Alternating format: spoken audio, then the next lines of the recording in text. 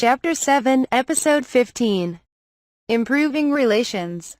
Currently, the break room of Bamboo Forest was occupied by 15 participants who had walked out of the conference, including Darson the armorer and the family from next door. I also invited Jill and Hughes to represent the new security company. I had called this meeting to discuss the current state of Gimel and methods of protecting ourselves, but we hadn't made much progress. Those who I hadn't met personally before were clearly intimidated. Of course, I had only myself to blame. The things I'd said at the conference hadn't been forgotten so easily, it seemed. There wasn't an air of patronizing like last time, but it was still awkward enough to stall the discussion. In an attempt to clear the air, I proposed using my new security company as an option for protection. I asked Jill to give them the rundown, emphasizing that it wouldn't lead to Noble involvement since that had led to chaos in the sketchy conference. But when Jill was finished, the group seemed more taken aback by the fact that the Duke had directly sent his personnel. Just when I was concerned that the pitch had gone in one of their ears and out the other, Darson spoke up. Excuse me. Most of you know me already, but I'm Darson. I run an armory. Can I ask you some questions, Ryoma? Of course. The first is about this security company itself. I understand now that we don't have to worry about Nobles interfering, since that was our concern the other day. I understand that, but are you serious? You gave us 4 conditions for starting this company, to put those 2. Being under the Duke's employment. In charge, that you foot the bill for all expenses from hiring to maintaining the company, that you only keep the operation going until the city becomes safer, and finally, that you turn over the workforce to the Duke after then. It is hardly cheap to hire, train, and arm someone, let alone keep them fed until they're ready to work. That's something you'll need to account for with every new hire. With all that money being spent, you won't have free reign over them while your business is running, and then after that you have to turn them over to the Duke. There is zero benefit in this for you. I understand your point, but I'm quite serious about this. With the exception of putting Hughes and Jill in charge, I brought those conditions to the table to increase our chances of gaining the permit. The business owners in the room stared at me, clearly nonplussed. Like they thought I was planning to intentionally lose money on this or something. Let me be clear, I'm not looking to turn a profit through this company. I have my reasons for this, and one particular reason is competition. While they may be overwhelmed now, we do have reliable guards, the Adventurers Guild, and even mercenaries. People can hire people who make a living from combat. The security company could easily be seen as a competition to them. That being said, a brand new private business can't compete with the long-standing trust and reputation of the guild, as I'm sure you all would agree. Many in the group showed their agreement. Besides, training staff from scratch isn't the most efficient way of establishing a self-defense force. It would be cheaper and much more immediate to use the existing guild and mercenaries. They seem to agree with that as well. Then why start a security company, you might ask? And I would answer, because I think it's necessary. No matter the cost, I believe we need to make preparations to protect ourselves and our livelihood.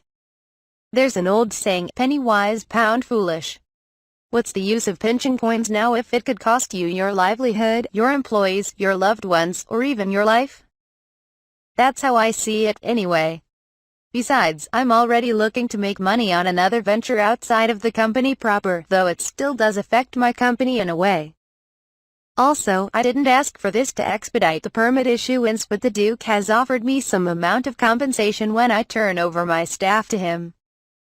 That arrangement was like protection for my future employees, so to speak. Of course, I'd keep them under my payroll while I needed them, but what about after that? It felt irresponsible for me to give them the sack just because I didn't need them anymore. On the other hand, Reinhard had a much bigger need for security staff than I did, guarding the construction of the new district for example, so he could assign them work as needed. A guaranteed permanent job would make my applicants feel more secure, and if they were good enough for the Duke to hire for the protection of his manor, it would look good on their resumes. With that prospect, I imagined some people would even be eager to apply, which would make the recruitment process much easier for me. After I explained all this, they finally seemed to understand my motives. Then Darson spoke up again. I can see you put a lot of thought into this, even when it comes to the finances. Still, you're the one footing the bill while the business is running, and you'd need income to support that. Since you're going to run a security business, you'll be charging for the service, right? How much do you want us to pay you, and what kind of security can you provide our businesses? We're still working out a fair price under the advice of veterans from various guilds in the city. We still need to hire and train personnel. During the early stages, they'll be separated into teams to undergo basic training and patrol the city, which can double as free publicity. During that time, we'll have the patrols regularly stop by your business locations just to check on things as well as deal with any problems. You can also put up signs or posters that advertise this fact to deter potential criminals. I'm considering stationing guards at individual shops, but the price would depend on how many guards are required, their experience and skill, and how many hours they'll be needed for. When that time comes, I hope to discuss the price and service on a case-by-case basis depending on your budget. Once again, I have no intention of turning a profit or charging excessively through this venture. That being said, if I set the price too low, that may not go over well with the guild members or mercenaries, no matter how temporary the service may turn out to be. So basically, pricing is to be determined. Sieg quickly butted in and stopped my rambling. Well, we can't force you to come up with something, Darson said. Better that than pulling a random number out of your backside. Thank you. I'd said pretty much everything I wanted to say about the security company now. Since no one had any more questions, I moved on to the next item on the agenda, methods of crime prevention that we could do ourselves. Without many ideas coming from the group, I explained the measures I was taking at my shop as examples: increased security, telling employees what to do in case of an emergency, regular active threat and evacuation drills, placing shields inside the store, and stationing weed slimes and stone slimes to act as alarms. If we can agree to this today, I would like for us to draw up a safety map of the city. I figured if everybody gave 100% to this, we'd get very good results. May I butt in? Yes, Pauline. Something on your mind? I get the increased security. We were even discussing the new company for it, and it makes sense that you'd want to go over emergency procedures beforehand. But what are these shields you speak of? Oh, let me show you. At my word, the 3 top classmates held up one of the shields without me even having to ask. We have one here. Shields like this one are stashed under the counter in Bamboo Forest so employees can quickly get to them when needed. I had created them based on the clear, full-body shields used by police on Earth. My recreation of a riot shield was light but durable, created from the hardening solution of sticky slimes. My guards would be there during emergencies, of course, but I wanted to ensure the safety of my other employees. This thing's super light, even for a dainty little lady like me. Here, Pauline said and passed the shield to her husband, Sieg. Wow, it is light. May I? Please? The shield was passed around the group, and a few of them expressed interest in keeping them at their shop. The meeting definitely picked up a bit more energy after that. What is this safety map you mentioned? A map that highlights dangerous, crime-prone locations in the city. You may think that all of the locals know these spots already, but our city is rapidly changing. For example, can you think of any place in the city that used to be well populated because of a popular establishment? For example, that has since gone out of business and left the place with little to no traffic? Yes. A few, actually. Me too. There's definitely a few places that used to be safe but now. You see, one objective of the safety map is to double-check which locations are currently dangerous. That being said, any grown man or woman could pick up on which areas are no-go zones. We would have to look out for them, of course, but another purpose of the map is to find the dangers hidden in our day-to-day lives. Hidden? How so? Let's see. Have you ever noticed a large stack of boxes in an alley? Or a shop that has a pile of merchandise or trash out back? Or a carriage that parks in front of an alley regularly? Even if those things are only there during certain times of the day, anyone who knows the right time can use it to their own ends. Someone could hide behind those things, or set fire to them if there's flammable material in there. Now that you mention it, those sound like breeding grounds for crime. So this map will help us to identify those situations so we can warn people about them. Then, more and more people from the group were beginning to join in, even the young man from my favorite bookstore, who always seemed so bored behind the counter of his shop. Exactly. Oh, and if you wouldn't mind, I would like for your children to help us draw the map as well. Children see things in a different light. They can even find spaces where grown-ups either can't hide in, or wouldn't think of hiding in. I told them about Nicky and his secret lair as an example. If you're a parent, that's got to be a terrifying thought. You never know where kids could end up hiding in the city, after all. If a child can hide somewhere, then a child can be hidden there as well. Perhaps a box that can be used to transport a child, or a location that can keep a child locked up. Criminals who would knock out and kidnap children can abuse these spaces. In order to keep the children safe, I think the best thing parents can do is to be aware of their routine and to have their children understand where danger lies in the city so they can be vigilant.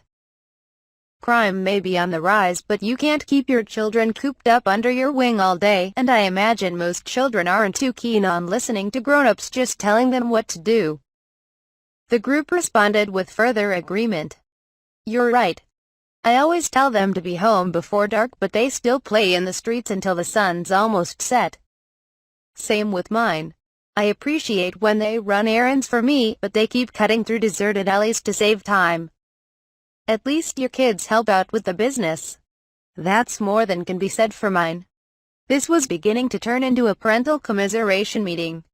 I wasn't good at listening to my parents when I was a kid myself, Darson said, which led to a few chuckles and looks exchanged. No one here was a poster child, it seemed. I tried to weigh in. So, it seems that kids don't really listen when you give them orders. I don't know how many parents would approve of me doing something like this. A few people in the group laughed at this, some after failed attempts of keeping it in. Did I say something strange? Well, Ryoma, as much as you're not wrong, you're hardly one to talk, Hughes answered, much to my confusion. The other attendees joined in.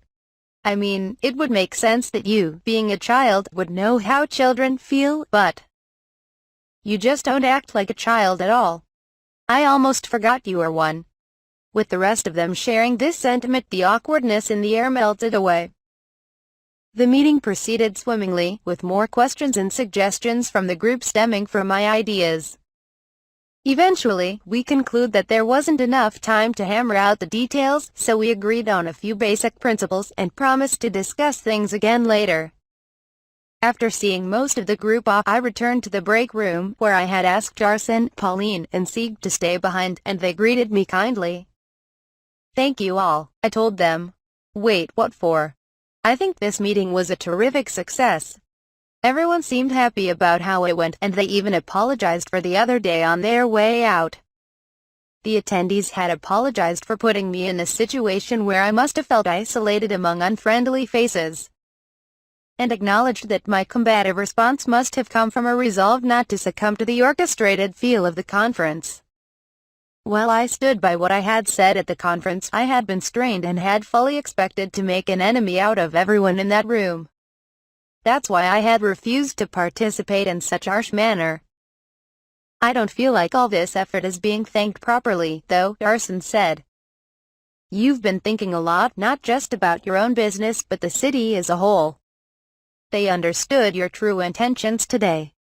That's all, Sieg chimed in. Despite the reassurance, I had felt a divide between me and the group at the start of the meeting, which Darson, Pauline, and Sieg had bridged with their enthusiastic participation. If I was able to convey my intentions this day, it was only because they played mediator for me. Without them, the discussion would not have even started. It was a bit awkward at the beginning, Pauline admitted. But aren't you forgetting something? Everyone here walked out of that conference too. They must have seen some merit in what you said back then. That's more because Ryoma was acting like a massive, wounded monster protecting its cub. Is that so? I muttered. We may have helped out today, but they would have clued into your disposition eventually. Didn't that mean they had seen me as some unreasonable hothead back at the conference? While I resolved to learn from my mistakes, I had still succeeded in improving my relationship with some of the small business owners in the city. I was eager to maintain our good relationship and improve things in due time.